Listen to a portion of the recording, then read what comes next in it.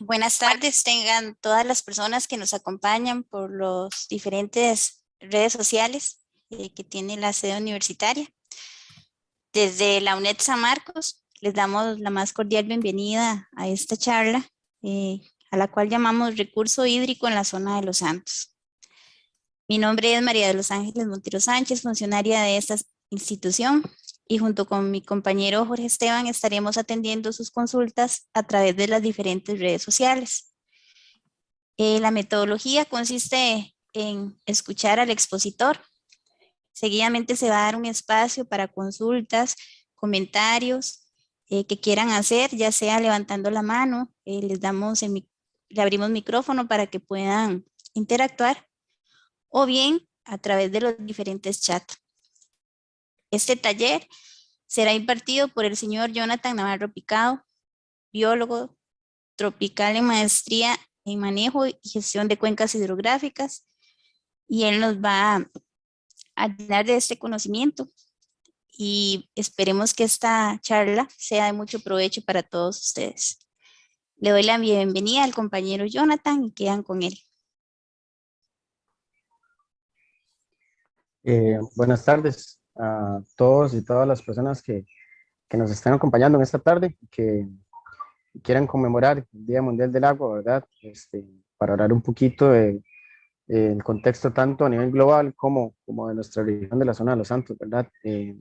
Por ahí son algunos datos y algunas situaciones que se dan en cuanto al recurso hídrico y sus actividades asociadas, las cuales son casi todas, ¿verdad? O todas. Y por ahí les dejo algunas inquietudes para que cada quien se plantee esas preguntas, ¿verdad? Su forma de actuar, su forma de utilizar el recurso hídrico, ¿verdad? Y para rescatar lo bueno también. Entonces, por aquí voy a irles compartiendo la pantalla.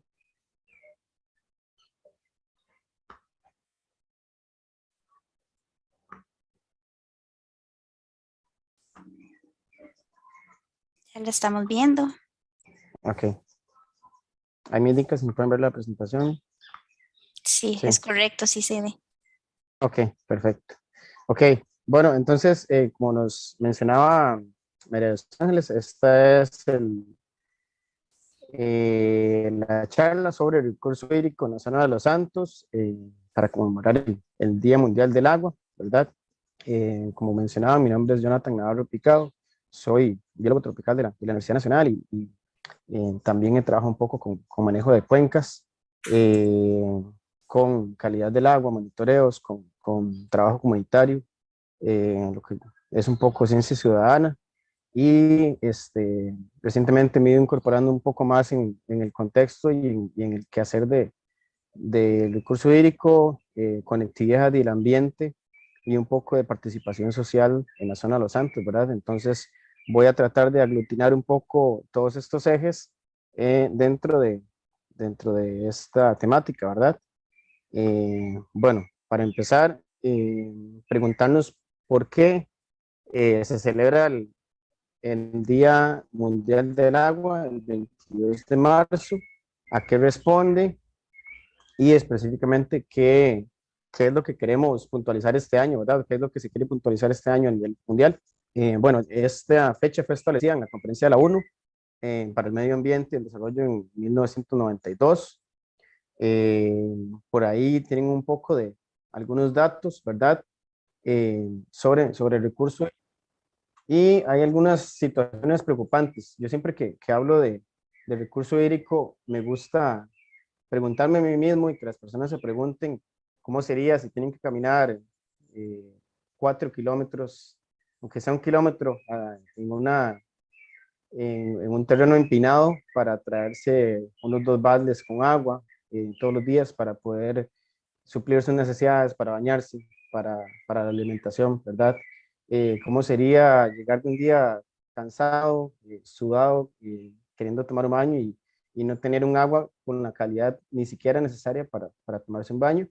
Y mucho más preocupante que hayan personas en el mundo que estén consumiendo agua con algún grado de contaminación, ¿verdad? Entonces, solamente para mencionarles que un 80% de las aguas residuales del mundo son devueltas a los ecosistemas sin tratar, ¿verdad? Lo cual es algo bastante preocupante. Costa Rica no deja de ser la excepción y ahorita más adelante vamos a hablar en detalle eh, cómo en Costa Rica tenemos uno de los recursos más abundantes y lo ha venido cambiando, pero lo hemos tratado bastante mal, ¿verdad? 660 millones de personas en el mundo no tienen acceso al agua potable, ¿verdad? Es bastante. Solamente una persona ya sería preocupante, ¿verdad? Ya que somos seres de agua, ¿verdad? Y ocupamos agua relacionada a cada una de nuestras actividades. Y 1.800 millones de personas en el mundo eh, consumen agua, pero con algún grado de contaminación de coliformes fecales y demás, ¿verdad? Entonces, es otro dato bastante preocupante, ¿verdad? Y para ir un poquito más en específico de lo que se conmemora este año, en cuanto al Día Mundial del Agua, la ONU, en específico el Departamento de la ONU del Agua, ha declarado que este es el año de las aguas subterráneas, ¿verdad? Para lo cual se ha dicho la frase de hacer visible lo invisible. Es como un poco más tangible ver el agua que corre por los ríos, el agua que está en una laguna, el agua que vemos en la lluvia, ¿verdad? Pero a veces asociamos como por arte de magia eh, todo el proceso que hay detrás de abrir una llave, ¿verdad? Ahorita también más adelante, cuando nos enfoquemos en el área de Latinoamérica, vamos a ver qué tan privilegiados somos en Costa Rica de poder ir a nuestra cocina, al lavamanos, abrir un tubo y saber que esa agua es potable, ¿verdad? Excepciones como Chile, como Colombia, pueden hacer eso, pero es algo raro de ver, ¿verdad? Eh, y entonces, por eso es que se trata de concientizar un poco sobre el agua subterránea, ¿verdad? Y cómo cuidarla, ¿verdad? Porque eso algo un poco, como dice la frase, es hacer visible lo invisible. Es un agua que está ahí, es quizás de las más importantes, porque es de lo más escaso que hay en este planeta azul, ¿verdad? Pero que tiene muchas presiones por nuestro estilo de vida, de tanto consumo y consumo en todos los ámbitos, ¿verdad? No solamente de alimentos, de ropa, de utensilios, sino de cultivos, ¿verdad? Un sistema productivo un poco extenso, ¿verdad? Y que no va de acuerdo con los recursos disponibles o no le da el tiempo necesario para que se recuperen, ¿verdad? Entonces, ahorita vamos a ahondar un poco más en esa temática. Eh, Quisiera ir como escalando o bajando escalones desde el recurso hídrico en el mundo, ¿verdad? Para entender un poco el contexto que vivimos en la zona de los Santos. Eh, bueno, se sabe que vivimos en el planeta con vida hasta el momento, comprobada, ¿verdad? Y que las principales razones por las que se permite la vida en este planeta es el agua, ¿verdad?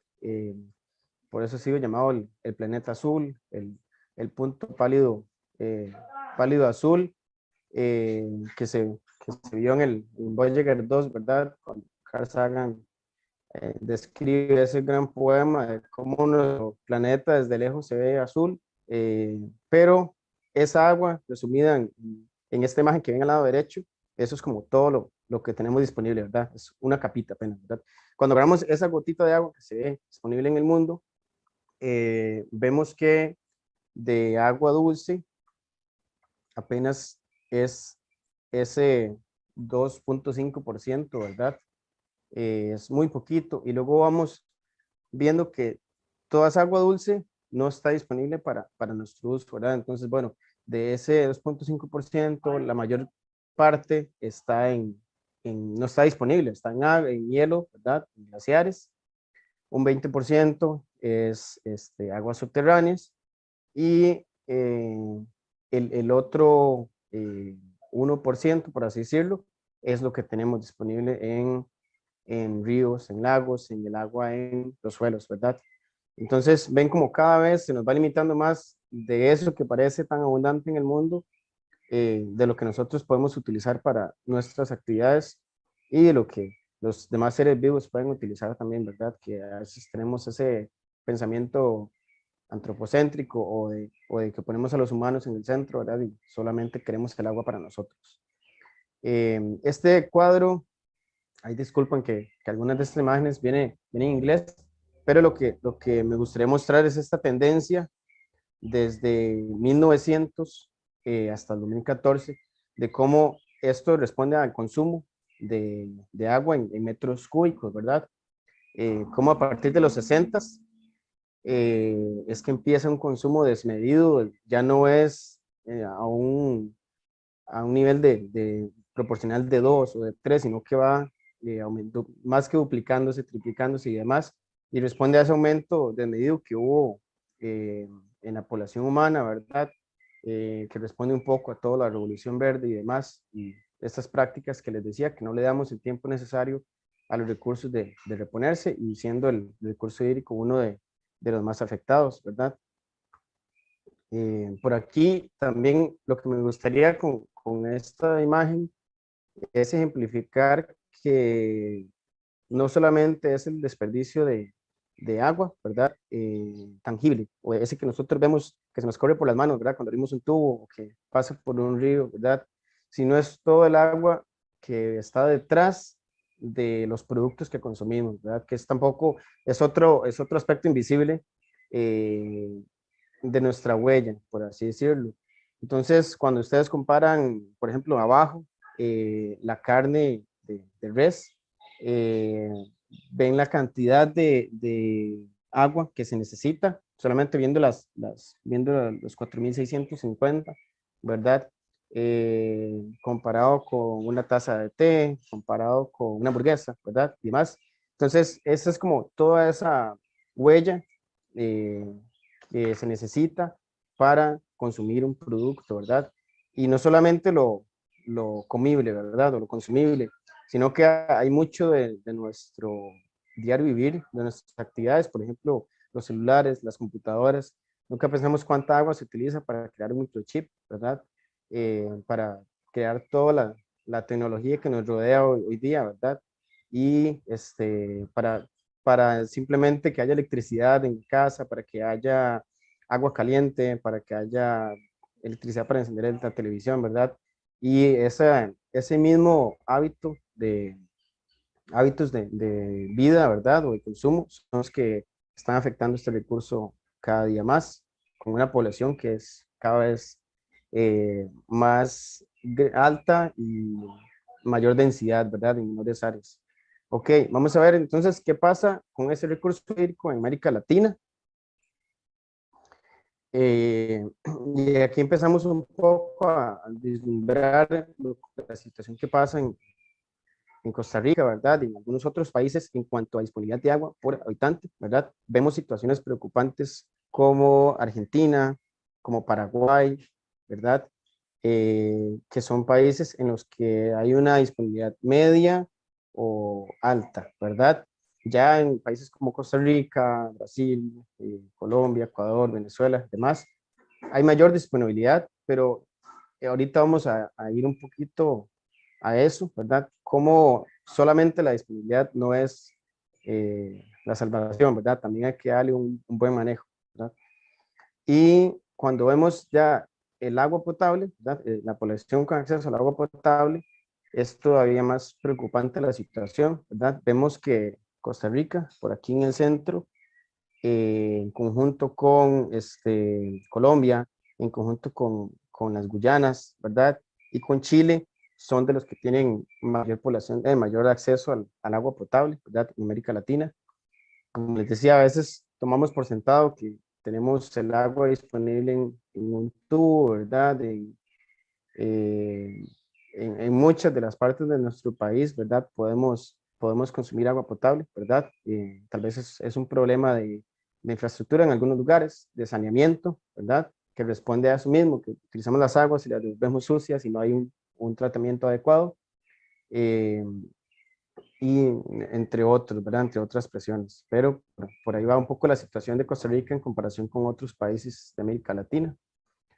Eh, ok, y cuando vamos a Costa Rica, creo que hay una muestra un poco superficial ¿verdad? Pero que es muy visual. Cuando vemos nuestro mapa de Costa Rica, ¿verdad? Y aquí estamos viendo lo visible, ¿verdad? No lo invisible como las aguas subterráneas, que es lo que también les mencionaba, pero cuando vemos como los ríos, solamente los ríos, vemos que tenemos toda una telaraña disponible de agua, ¿verdad? De agua dulce. Es uno de los países de Centroamérica con mayor disponibilidad de agua, ¿verdad? Pero más adelante también vamos a ver todas las presiones, o no todas, algunas de las presiones que existen sobre estos recursos y que en un contexto eh, de un agropaisaje como la zona de Los Santos, tiene bastante relevancia poner ese tema en la mesa, ¿verdad? Y el preguntarse, no en sí el cultivo, no satanizar los cultivos, sino si se están haciendo las prácticas adecuadas eh, en esos cultivos, ¿verdad? Para permitir ambas cosas al mismo tiempo, ¿verdad? Y que podamos tener sostenibilidad y una continuidad en el futuro. Entonces, bueno, así como algo inicial, podríamos decir que el problema no es la cantidad en Costa Rica, sino es la calidad y es por esos malos usos que hemos dado en cuanto al tratamiento, ¿verdad? Cada vez que se le da un uso al agua en cualquiera de sus formas en Costa Rica, agropecuaria, industrial, de hogar, en la mayoría de los casos no se devuelve tratado, ¿verdad? Por ahí en 2014 apenas era un 4% del agua en Costa Rica que era tratada, ¿verdad? Creo que ese número ha ido aumentando un 5, un 6%, pero sigue siendo bastante bajo. Tenemos mucho en que trabajar. Y cuando nos vamos específico a la zona de Los Santos, ¿verdad? Voy a basarme mucho en este documento, que es el documento de mejoramiento de la sostenibilidad, cantidad y calidad del agua en el territorio de Los Santos, desarrollado por CONARE en 2018, ¿verdad? Tiene datos bastante actualizados y eh, nos pone en contexto de cómo nuestras subcuencas se ven con una mayor o menor presión eh, de acuerdo a las actividades que se desarrollan o las principales actividades que se desarrollan en ellas, ¿verdad? Solamente aquí para irles explicando, en la zona de Los Santos vamos a hablar de tres cuencas, ¿verdad? Que sería la del río Naranjo, la del río Savegre y la del río Parrita, ¿verdad? Esas a su vez se dividen en 7 subcuencas, ¿verdad? Que son las que tenemos por aquí. Río Candelaria, río Cañas, río Naranjo, río Palo Seco, río Paquita, río Pigris y río Savegre, ¿verdad? Entonces, como les mencionaba, eh, algunas subcuencas tienen una mayor presión que otras, ¿verdad? Y esto responde a cómo se han concentrado las actividades, principalmente agropecuarias, agrícolas, perdón, en unas subcuencas más que en otras. Y aquí tenemos algunos extremos, por así decirlo. El Savegre siendo uno de los ríos más limpios de Centroamérica, de Latinoamérica, una biosfera, ¿verdad?, para el mundo. Y el Pirís con una carga un poquito o bastante más grande que el Savegre en cuanto en cuanto a presiones agrícolas, ¿verdad? Eh, entonces, por ahí es que vamos a ir hablando algunos datos y vamos a ir también cada vez más en detalle, ¿verdad? De a qué responden esas presiones en el recurso hídrico en la zona de Los Santos, ¿verdad? Ok, aquí solamente para empezar, vemos esta tabla que es, bueno, como les mencionaba, en el 2018, la distribución de concesiones por tipo de fuente y por cuenca, ¿verdad? Entonces, en lo que yo les mencionaba, eh, la cuenca del Parrita, solamente en concesiones de nacimientos de agua, tiene 968, ¿verdad? Cuando comparamos con el Naranjo, que es más pequeño, que tiene 25 de este tipo, o con el Alegre, que tiene 44, ¿verdad? Vemos que es abismal la diferencia, ¿verdad? Esto también responde a otras situaciones, como una mayor concentración de población en el río Parrita, ¿verdad? Y que estos usos no solamente responden al uso del agua en el hogar, ¿verdad? Sino también en cultivos, en ganado y más, ¿verdad? Eh, ok, vamos a ver. Ok, entonces aquí, para observar un poco como en detalle, esta imagen de la derecha, bueno, corresponde a todo lo que es el cantón de Dota, este del centro corresponde a Tarrazú, y el más pequeño de los tres es León Cortés, ¿verdad?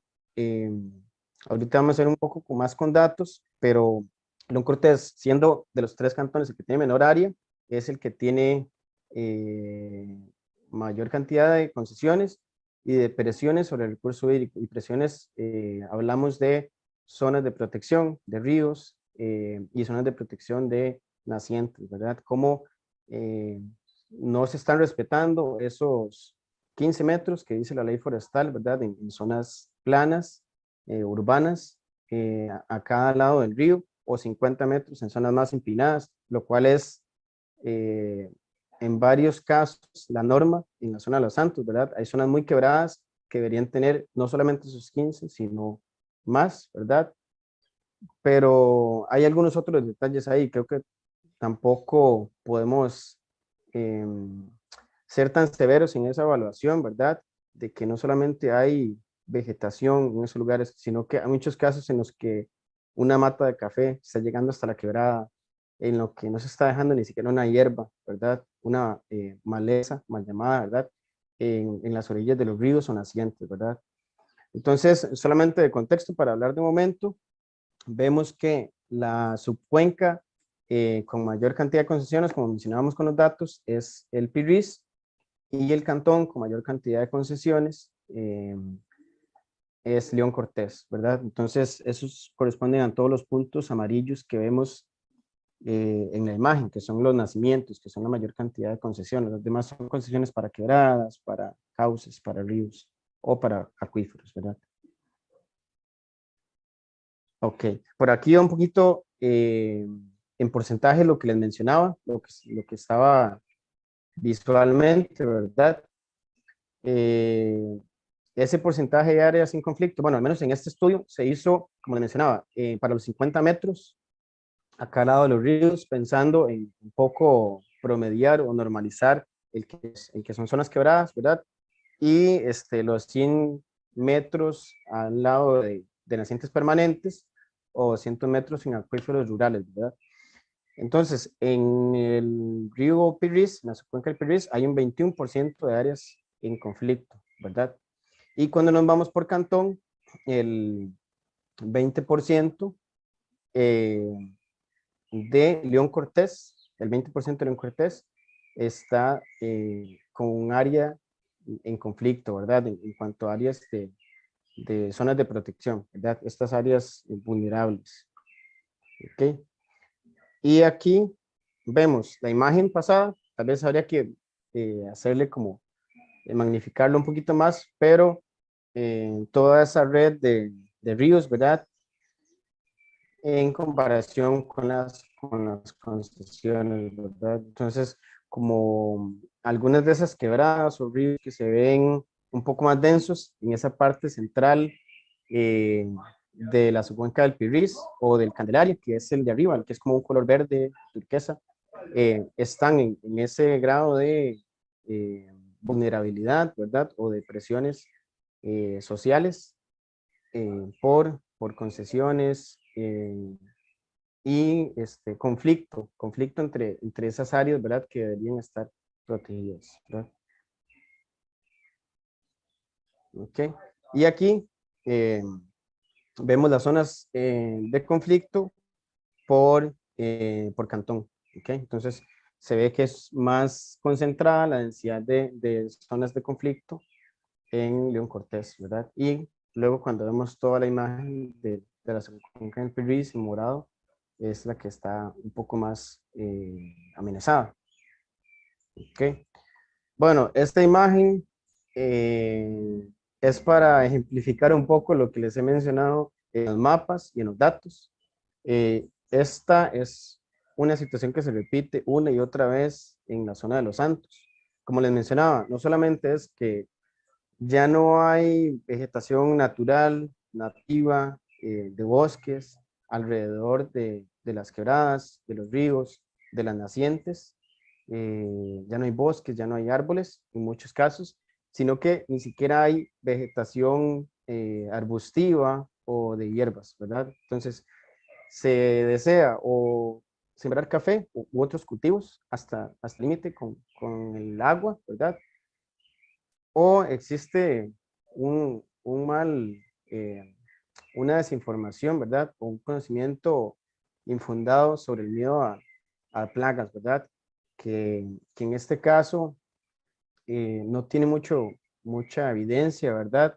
O que incluso es esa falta de más trabajo con las comunidades, con las personas para concientizar que el dejar hierbas, el dejar vegetación en las orillas de los ríos no va a acumular serpientes y anfibios, ¿verdad? Como se cree.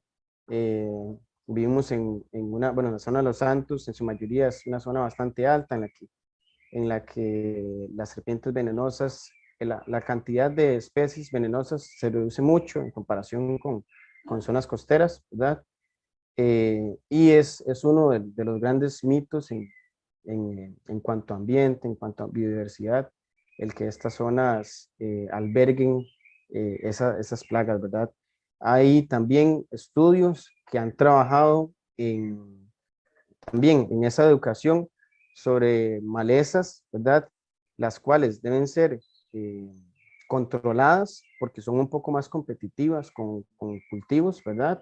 O porque tienen un crecimiento más desmedido, una reproducción más desmedida, y otras que son menos competitivas, ¿verdad? Pero a veces se hace como esa corta indiscriminada, sin tomar en cuenta qué tipo de hierba es, ¿verdad? O sin respetar, bueno, eso entre los cafetales. Ahora, en las orillas no debería ser ninguna de ellas, ¿verdad? Porque el mismo ecosistema va a controlar en sí la vegetación, ¿verdad? Lo que se debe evitar es como un poco el evitar el introducir especies exóticas o invasoras, ¿verdad? Entonces, bueno, esto es una fotografía muy cerca de mi casa, en el distrito de San Lorenzo de Tarrazú, ¿verdad? Y con esa imagen quería plantearles el qué podemos hacer, ¿verdad? Hay muchas acciones empezando desde lo básico, como les menciono, de esa protección, de esas zonas de protección, valga la redundancia, como algunas otras acciones comunitarias en las que debemos un poquito ponernos la 10 y tomar acciones comunitarias en lugar de solamente estar criticando, ¿verdad? Ahora que vienen las elecciones, estamos acostumbrados a criticar a los gobiernos municipales, pero ¿cuántas veces tenemos esa autoridad para hablar lo que pasa en nuestras comunidades si no estamos actuando, si no estamos involucrándonos a un nivel diferenciado? Cada quien puede participar de acuerdo a su tiempo disponible y a sus recursos, pero creo que también hay muchas cosas que hacer desde nuestras casas, desde nuestro patio, desde nuestra comunidad, ¿verdad? Esa misma fotografía que les enseñé corresponde a un observatorio ciudadano del agua, en específico el observatorio de Quebrada Salado, ¿verdad? Es una iniciativa por la Alianza Nacional de Ríos y Cuencas a nivel de todo Costa Rica. Ya existen más de 60 observatorios. En la zona de Los Santos tenemos algunos otros, como el río Tarrazú, eh, por Frailes, ¿verdad? Y ¿en qué consiste esto? Bueno, en apropiarse, en decir, bueno, este río es comunitario o es ciudadano, ¿verdad? Este río nos pertenece a todos, ¿verdad? ¿Por qué? Porque ese es una de nuestras fuentes de un recurso bastante preciado, como es el agua, ¿verdad? Es eso que nuestros antepasados, ¿verdad? Llámese padres, abuelos, podían ir a los ríos, bañarse, ¿verdad? Simplemente el que la vista fuera un poquito más agradable y no encontrara bolsas, envases de plaguicidas, animales muertos, ¿verdad? Por la misma contaminación. eh, y empezar a tomar acciones básicas como la limpieza, como el monitoreo, como la siembra de árboles, como recuperar esas zonas, ¿verdad? que han sido abandonadas y que se le hemos ido dando cada vez más al agropaisaje, ¿verdad? Y que no le pertenece, que es un agropaisaje mixto, ¿verdad? En el que tienen que haber áreas intocables, ¿verdad? El recurso hídrico es intocable y otras áreas que sí, se entiende que necesitamos una economía circular, ¿verdad? Que se esté moviendo, necesitamos subsistencia, necesitamos alimentarnos, pero que también debe ser sustentable en el tiempo, ¿verdad? Y todas estas situaciones o todas estas acciones a nivel comunitario y ambiental van a propiciar eso, ¿verdad? Entonces, bueno, esto es una iniciativa bastante mm, participativa, sencilla de hacer, ¿verdad? Y en el que cada vez más personas se van involucrando.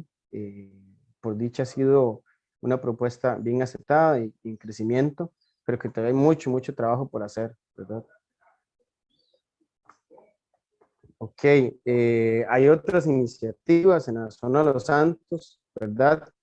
Creo que uno de nuestros principales aliados y que ha sido objeto de estudio a nivel mundial y latinoamericano son todo el sistema de asadas, ¿verdad? De acueductos comunales en Costa Rica, eh, que nos permiten ese manejo, ¿verdad? Del recurso hídrico, del agua potable a nivel comunitario, personas comprometidas, y que se puede enlazar con muchas otras entidades, muchas otras iniciativas para no solamente pensar en, bueno, cómo llevar el agua del punto A al punto B, sino qué es lo que está pasando desde el punto A hasta el punto B, ¿verdad? Cuáles son nuestras presiones, estamos asegurando que ese lugar del que estamos tomando agua está bien conservado en sus alrededores, estamos asegurándonos que esa agua va a estar ahí o que alguien va a llegar y cortar todo alrededor en unos años, ¿verdad? Creo que de otra de las principales preocupaciones que queremos tener en nuestras comunidades es que al menos las zonas de donde se toma el agua en las asadas le pertenezca a las asadas, ¿verdad? Y por ello, bueno, Cope Santos ha ido trabajando con todo un departamento de la protección, todo un programa de la protección del recurso hídrico, el cual ganó el premio Rafael Gallo Palomo en el 2021 por su trabajo más que todo en la compra de terrenos, en educación ambiental y en el esfuerzo por preservar el agua de más de 33.000 personas, ¿verdad? En comunidades rurales.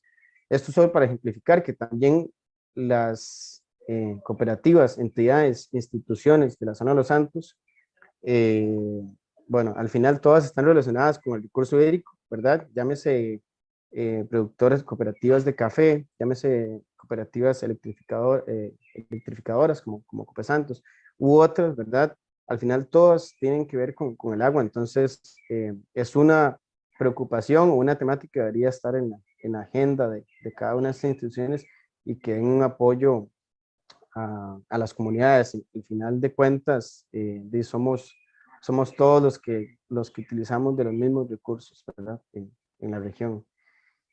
Y para conectar un poquito más con la biodiversidad, como les mencionaba, el agua muchas veces la pensamos solamente para nosotros, pero también hay que pensar que hay muchas otras especies que utilizan de esa agua y que si no, si no pensamos en esas especies y no pensamos en que el agua también es utilizada por otras especies en la naturaleza, bueno, nosotros mismos nos vamos a ver afectados en algún punto, porque el hecho que no existan esa biodiversidad asociada a nuestros ríos, quebradas, nacientes, es preocupante.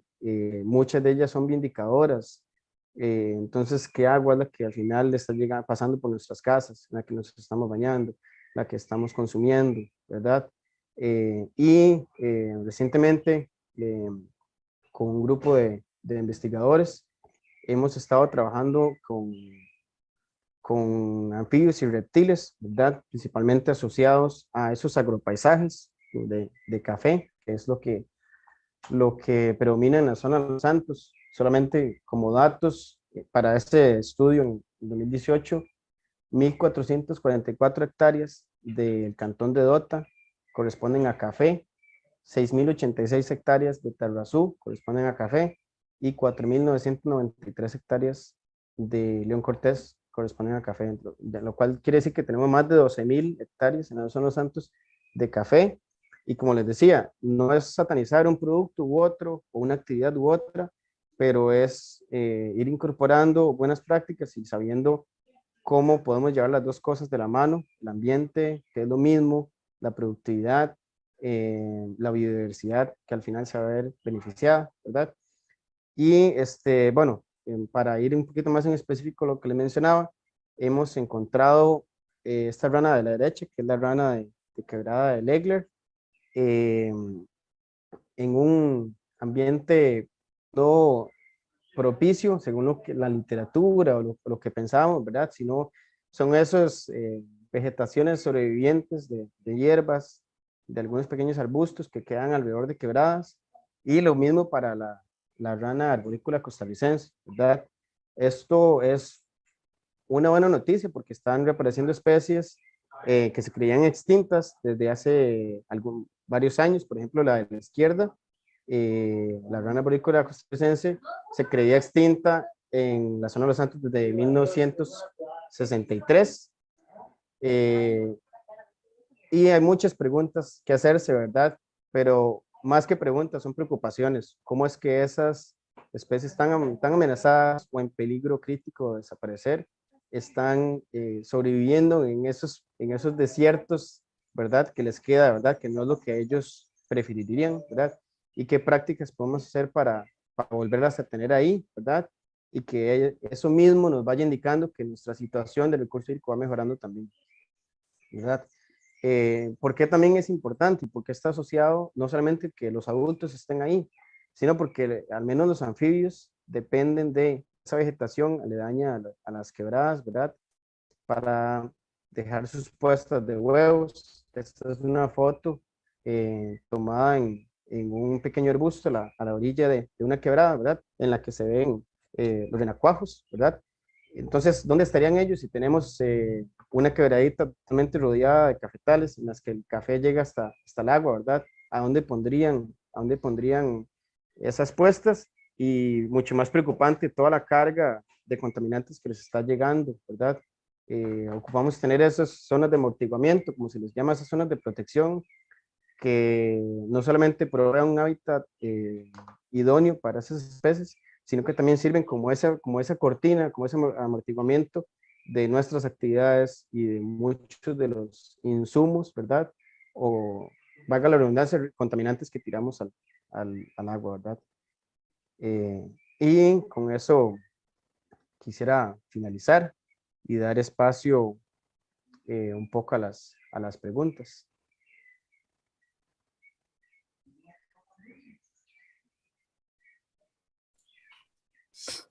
Bueno, muchas gracias, Jonathan, por toda esa explicación que nos ha brindado en esta tarde. Y no sé si alguno quiere participar, puede levantar la mano y le habilitamos los micrófonos.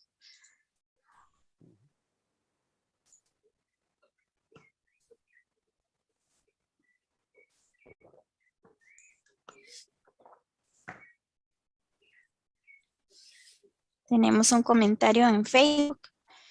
Dice: la falta de tratamiento es grave a la hora de integración a los cuerpos de agua. Debemos iniciar acciones en ese tema, principalmente aquí en la zona de Los Santos. Sí, Don Ricardo. totalmente de acuerdo. Don Ricardo quiere participar. Sí, Adelante. estaba buscando el dispositivo para bajar la mano, ya que me habían visto que había levantado la mano. Bueno, con respecto a lo que habías comentado, Jonathan, bueno, hiciste como una presentación muy, digamos, muy general de lo macro a lo micro, ¿verdad? La situación del agua en el mundo, lo de lo de los acuíferos. Y entonces, bueno, hay dos elementos que yo quería consultarte. Uno te lo voy a preguntar de adelante para atrás, más bien, ¿verdad? El último elemento en el que mencionaste la reaparición de una especie de anfibio, en este caso, ¿verdad? Una ranita, me parece, que no había registros de la misma desde hace más de 50 años, ¿no? Y que reapareció en este caso. Es decir, estamos hablando entonces de bioindicadores, que presupone, digamos, unas condiciones ambientales que quizás hayan mejorado para la reaparición de estas poblaciones. Desde luego se requiere de censos más profundos para saber cuál es la salud de estas poblaciones y la viabilidad de las mismas, dada la fragmentación del entorno, como lo habías comentado, ¿no? ¿Verdad? Los distintos elementos productivos que han llevado a una fragmentación del entorno y de la continuidad, tanto funcional como estructural de los bosques, como también podemos presuponer la continuidad de la interconectividad saludable de los mismos ríos. Eso, digamos, en primer momento, ¿verdad? Si, digamos, estás empleando en tus hallazgos, en tus evaluaciones acá en la zona de Los Santos, la presencia de ciertas especies en tus censos a modo de bioindicadores, o si se trata de un estudio más o menos pionero que requiere profundizarse en el tiempo y en el área de investigación. Pero también te quería comentar, ¿verdad?, sobre un estudio que estaba sacando un geólogo costarricense, no recuerdo el nombre ahora, pero es un estudio que yo había visto, sobre lo que es la presencia de arsénico en nuestros cuerpos hídricos y nuestra zona de Los Santos particularmente aparece como una de las regiones más afectadas. En algunos casos se trata de arsénico asociado precisamente con el uso de pesticidas que trae que acarrea, digamos, este tipo de sustancias y también metales pesados, pero también en las condiciones, digamos, geológicas de las mismas composiciones de las piedras, ¿verdad? De la composición geológica rocosa digamos, de las formaciones eh, litológicas que se encuentran en nuestra región y que pueden propiciar también la aparición, digamos, de este tipo de sustancias y de elementos. Entonces, la primera consulta, bueno, te la planteaba sobre la base del uso de algunas especies como bioindicadores. Quería escuchar tus criterios en ese sentido. Y lo segundo es si tenías conocimiento de ese estudio, en particular donde se da a entender, ¿verdad?, de que hay indicios de contaminación por arsénico en nuestra región y si has, digamos, valorado si se debe a la dependencia de ciertos pesticidas y fertilizantes químicos que pueden acarrear ese tipo de sustancias o por la misma composición, digamos, geológica que tenemos, ¿verdad? En algunos casos también se puede presentar este tipo de afloramientos, ¿verdad?, que pueden presentar y mostrarnos este tipo de contaminación. Y también, bueno, felicitarte y agradecerte por tu presentación en este día tan especial, ¿verdad? El día del Día Mundial del Agua y con énfasis precisamente en lo que, como vos comentabas al principio, es lo no tan visible, ¿verdad? Las aguas subterráneas, pero que sin embargo son las fuentes de las que más dependemos para satisfacer necesidades básicas, ¿verdad? En nuestro país, una alta dependencia que tenemos en los acuíferos. Muchísimas gracias. Ok, Ricardo, muchas gracias por las preguntas, porque creo que eso da paso a profundizar un poco más en esos temas. En cuanto a las ranas, bueno, hay muchas dudas. No existe mucha información sobre la historia natural de ellas desde todo su ciclo reproductivo, ¿verdad? Desde la puesta de los huevos hasta adultos, ¿verdad? Eh, entonces, una de esas posibles respuestas, ¿verdad? Es que el detalle no esté en que su hábitat aledaño a los ríos, ¿verdad? Las quebradas esté alterado, sino que es también preocupante el pensar cómo están las aguas, ¿verdad? Eh, como, como usted decía, son indicadores, de hecho, lo son, ¿verdad? Porque las especies vulnerables en peligro de extinción o en peligro crítico de extinción no son para nada especies generalistas que pueden sobrevivir en cualquier lugar, ¿verdad? Sus poblaciones se han reducido por una u otra razón, ¿verdad? Entonces quiere decir que son más sensibles que otras. Solo para poner de ejemplo, una de estas ranas, la otra población ha sido encontrada en Monteverde, ¿verdad? Otro contexto totalmente. Y la otra, hay poblaciones en Panamá y en San Vito, ¿verdad? Entonces, son indicadoras. El detalle es ver si las aguas que tenemos a nivel de aguas superficiales en la zona de Los Santos son las que propician que estén reapareciendo esas ranas aquí, ¿verdad?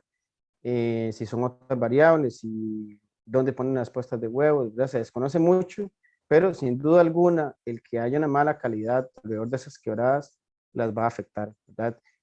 No sabemos si hoy, no sabemos si mañana, no sabemos si en un mes o en 10 años, pero las va a afectar, ¿verdad?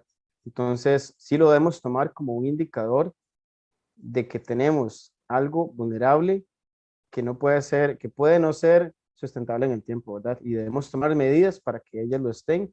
Y al final de cuentas, los humanos también nos vemos beneficiados de ese recurso y de recursos en, en una sostenibilidad, ¿verdad? En un balance ambiental. Y la segunda pregunta, bueno, las condiciones del agua de la zona de los Santos son particulares, ¿verdad? Cuando vemos datos como la acidez, son aguas bastante ácidas por naturaleza, porque eso se han visto datos desde hace muchos años, ¿verdad? Pero también sí, tenemos un contexto de agropaisaje, como mencionaba. ¿Qué tanto le podemos atribuir eso a los pesticidas? Bueno, supongo que sí hay un grado de relación, ¿verdad? Eh, y no he leído ese estudio, pero estaría bastante interesante. Y creo que por ahí también surge otro tema, lo que es la seguridad del agua. Ahora que mencionaba las asadas, ¿verdad? Muchas de nuestra agua potable en la zona de Los Santos es manejada por asadas o acueductos municipales, ¿verdad? Y creo que se deben hacer en acompañamiento con instituciones públicas, al menos planes de seguridad del agua u otras herramientas que evalúan qué también está la infraestructura desde lo más básico, desde el punto en que se toma el agua, ¿verdad? O en que nace hasta las casas, ¿verdad? Para evaluar cada uno de estos riesgos de intrusión de contaminantes, ¿verdad? Llámese arsénico, llámese aluminio, llámese plomo, acidez y demás, ¿verdad? ¿Y qué hacen esas instituciones para regular? O sea, ¿qué hacen para regular la acidez o qué hacen para evitar el arsénico? ¿Qué hacen para tratar todo eso, ¿verdad? Hablando de un recurso tan peligroso, por así decirlo, como el agua potable, porque a fin de cuentas es para el consumo humano. Entonces, espero haberle contestado las preguntas. Muy amable, muchas gracias. Sí. Tenemos un comentario en el chat, dice, no me quedó claro en cuanto a la participación de las instituciones gubernamentales a nivel país y a nivel local en sus programas en pro del agua de la zona de Los Santos. ¿Qué tan comprometidos están con los esfuerzos de protección de los acuíferos? Ok, creo que sí. Eh, Sí ha habido a nivel nacional en algunos años una preocupación por el tema ambiental en lo visible. Si esta situación que les mencionaba de las zonas de protección en ríos, quebradas y nacientes es algo que se repite a lo largo del país, ¿verdad? Que no se respetan estas áreas, ¿verdad? Creo que el descuido a nuestras aguas subterráneas es mayor, ¿verdad? Han habido iniciativas a nivel desde los gobiernos y desde la gobernanza, ¿verdad? De instituciones locales, ¿verdad? Pero falta mucho trabajo. Eh, Vamos a ver. Sí, creo que principalmente porque no hemos identificado los riesgos o la vulnerabilidad que existe a las aguas subterráneas, no podemos saber qué tanto hemos fallado, ¿verdad? Hay iniciativas de universidades que están trabajando en analizar los acueductos principalmente urbanos, ¿verdad? A nivel de Heredia, a nivel de Poás, a nivel de Cartago, en Jacó, ¿verdad? Que son zonas bastante urbanizadas, con mucha densidad poblacional, pero hay otras zonas rurales en las que ni siquiera sabemos qué está sucediendo, ¿verdad? Entonces, hace falta mucho más diagnóstico para saber qué tan mal hemos estado. Eh, Hay buenas noticias, hay buenas iniciativas de participación eh, ciudadana, ¿verdad? Este año se está trabajando en la política hídrica nacional, ¿verdad? Doy fe de que se ha dado una buena inclusión de actores comunitarios.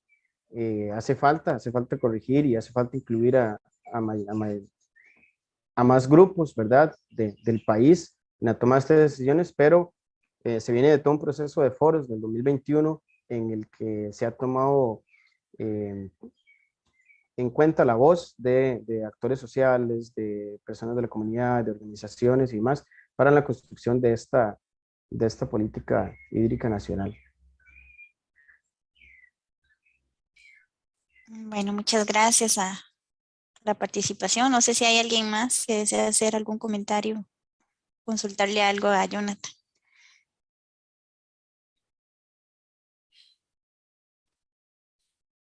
Bueno, creo que no.